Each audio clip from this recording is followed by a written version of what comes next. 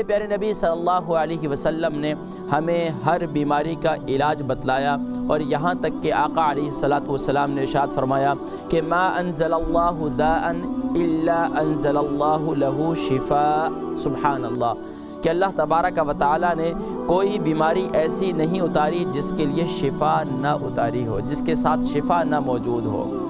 قرآن کریم میں بھی اللہ تبارک و تعالیٰ ارشاد فرماتے ہیں وَنُنَزِّلُ مِنَ الْقُرْآنِ مَا هُوَ شِفَاءٌ وَرَحْمَةٌ لِّلْمُؤْمِنِينَ، کہ ہم نے قرآن کریم میں ایسی چیزیں اتاری ہیں کہ سبحان اللہ، ایسی باتیں بتلائی ہیں کہ سبحان اللہ جس میں لوگوں کے لیے شفا ہے۔ قرآن کریم بھی شفا ہے۔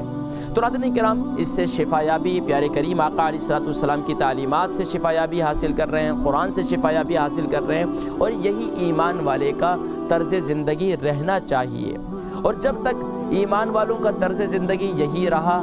سبحان اللہ، انہیں اتنی اپائنمنٹس نہیں بھگتنی پڑتی تھیں جتنی آج ہم جو ہے ہر روز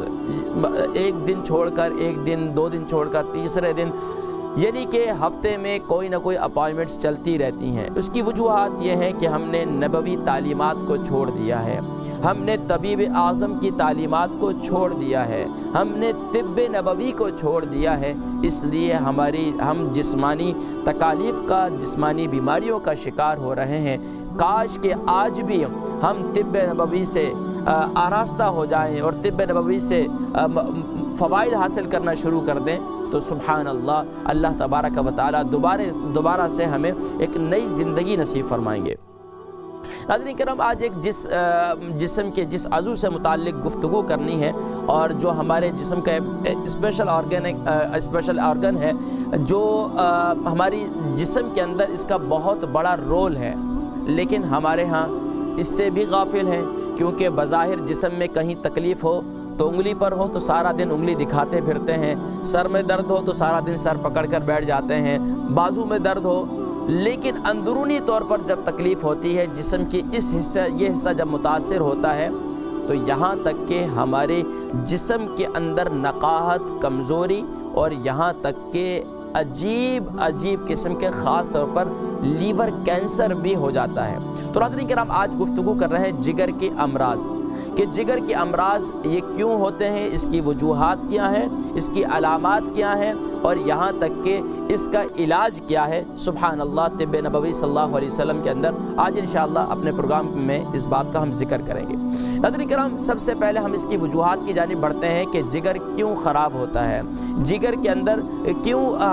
ہمارا جگر خراب ہو جاتا ہے، جگر ہمارا کام کرنا چھوڑ دیتا ہے، یہ جگر پر سوجن ہو جاتی ہے، یہ جگر میں انفیکشن ہو جاتا ہے، آخر یہ کیا وجہ بنتی ہے۔ ناظرین کرام، سب سے پہلے ہمیں اس بات پر غور کرنا چاہیے کہ پچھلے کئی پروگراموں میں نے معدے سے متعلق گفتگو کی کہ ہمارا معدہ جب خراب ہوتا ہے، ہمارا نظام ہاضمہ جب خراب ہوتا ہے، تو اس وقت پھر جگر بھی کام کرنا ساتھ میں چھوڑ دیتا ہے۔ اکثر لوگ جن کے معدہ خراب رہتا ہے، ان کا جو ہے جگر بھی خراب رہتا ہے۔ اب جگر کے خراب ہونے کی وجوہات میں سے سب سے جو مین وجہ ہے، وہ اکثر میں کہا کرتا ہوں انہیلتھی، یعنی کہ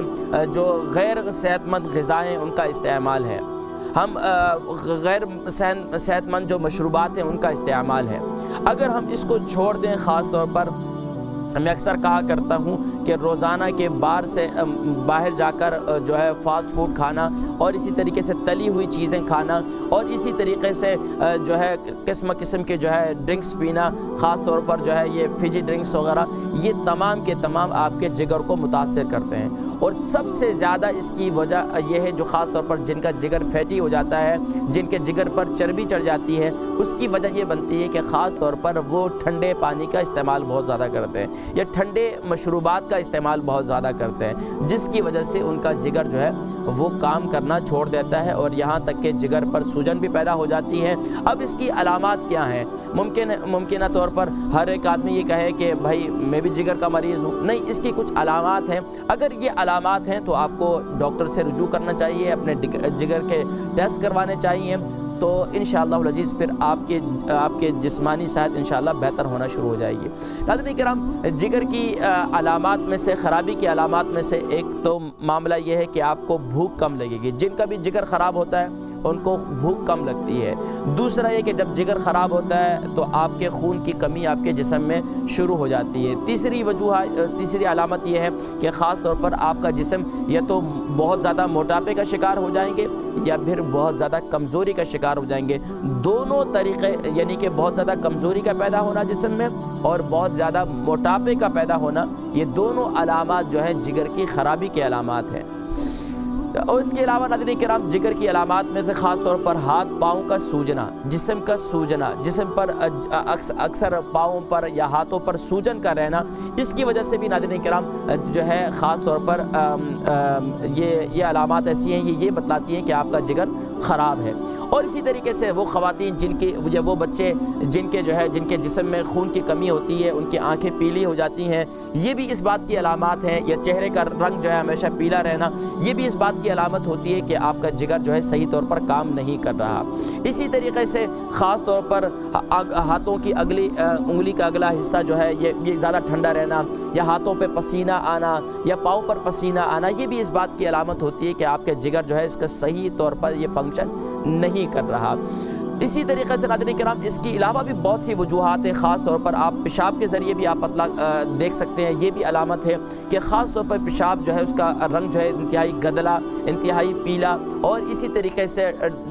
ڈارک کلر ہو، تو یہ بھی اس بات کی علامت ہے کہ آپ کے جگر کے ساتھ آپ کی کڈنی جو ہے یہ صحیح طور پر فنکشن نہیں کر رہی۔ تو اب آپ کو اس بات کی طرف رجوع کرنا چاہیے کہ آپ ڈاکٹر کے پاس جائیں اور اپنے جگر کے ٹیسٹ کروائیں اور ان کو بتلائیں۔ ناظرین کرام اس کے علاوہ بھی اور بہت سی علامات ہیں، خاص طور پر ہمیشہ سر میں درد رہنا، اپنے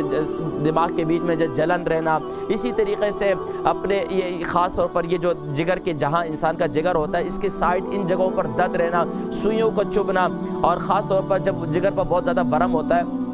اور پھر جو ہے اس پر بہت زیادہ چبھن رہنا، یہ بھی اس بات کی علامت ہوتی ہے کہ آپ کا جگر جو ہے صحیح طور پر کام نہیں کر رہا۔